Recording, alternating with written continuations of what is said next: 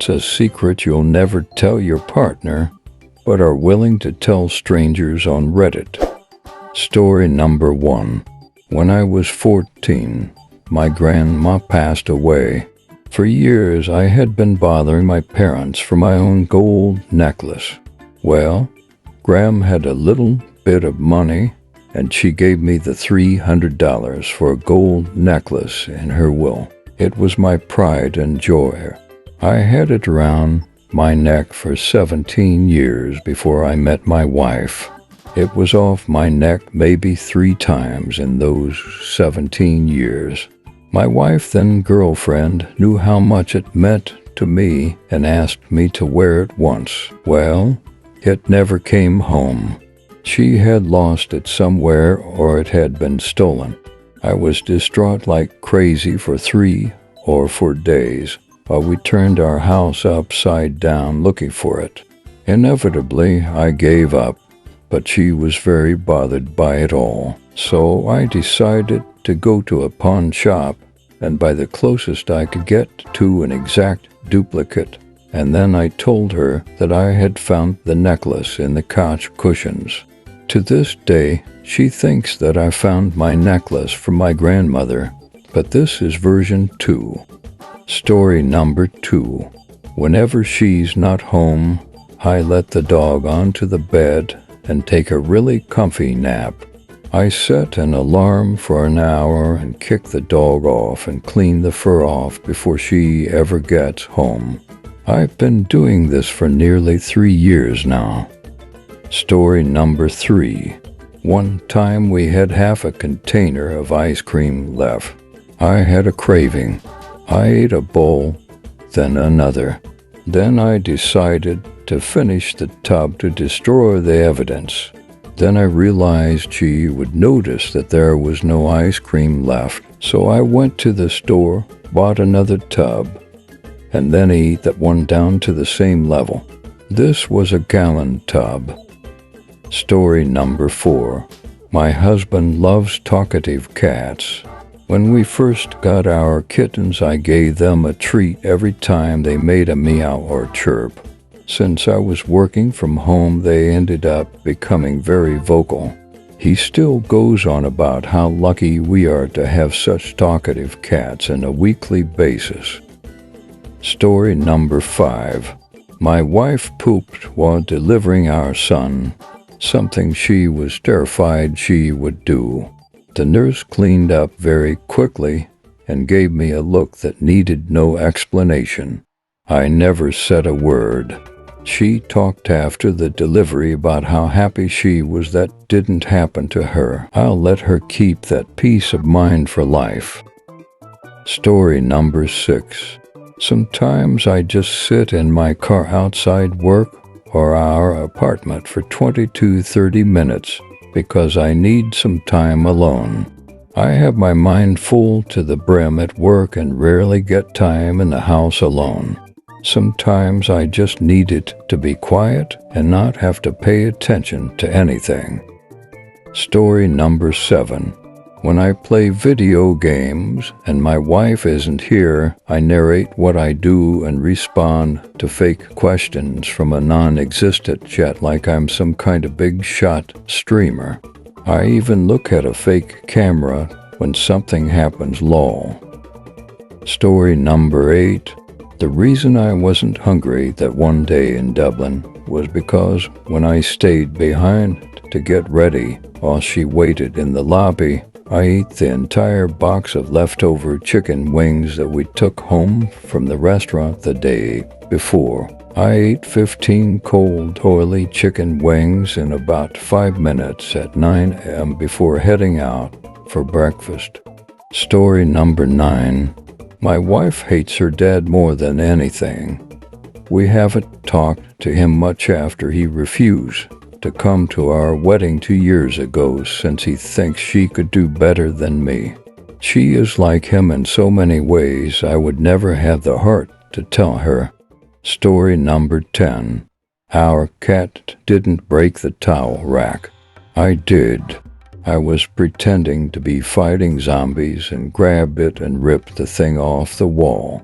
I heard her coming to check out the noise and looked down at my cat. She came into the bathroom to me asking my cat, "Why did you think the towel rack could hold your weight? You silly cat." Story number 11. I never paid for her engagement ring. I went to a custom jeweler to have her ring made. It's a beautiful piece, and she loves it dearly, and it certainly wasn't cheap. Appraised and insured for around $10,000. The jeweler was dealing with a lot of family issues at the time and was incredibly disorganized. I went to pick up the ring and brought my checkbook to pay for it. And when she handed me the ring, I took it out and asked her who to make the check out to. She said, "Oh no, don't worry about it right now. Just send me a check in the mail." I thought that was strange, but sure okay. She then hurried off to help another customer and I left, but she never told me what the final price was. For the next 6 months, I texted and called the jeweler asking, "Hey, just tell me what amount to put and I'll mail you the check." And there was always a reason she couldn't tell me. "Oh, sorry, I'm out right now. I'll find it and text you later." Her shop was a few hours away from where I live, so it wasn't feasible to stop by and handle it in person. I tried for 6 months, but after that I stopped calling, texting, and just figured I got the ring for free. I wouldn't tell my spouse because I don't want her to think I took advantage of the situation, or that somehow the ring isn't as meaningful because I didn't pay for it. Story number 12. I rented a violin for her birthday because she wanted to try and play it. She loved it and actually learnt quite quickly how to play well, except I only paid to have it for a year, and the guy was supposed to call to tell me to bring it back, pay for another year. I also called myself a couple of times, and he always said he'd call back and never did, so I eventually stopped. So we got a good quality violin for almost nothing, and girlfriend still thinks I pay for it. Story number 13. When I asked her dad for his blessing, I had some liquid courage first, and I can't remember what his response was. Let's hope it was yes, because we've been married for over 2 years. Story number 14. My nieces don't like the aquarium. I just constantly took them there because I thought that my now girlfriend, who works there, was pretty, and thought if she saw me constantly taking them, it would lead to us talking.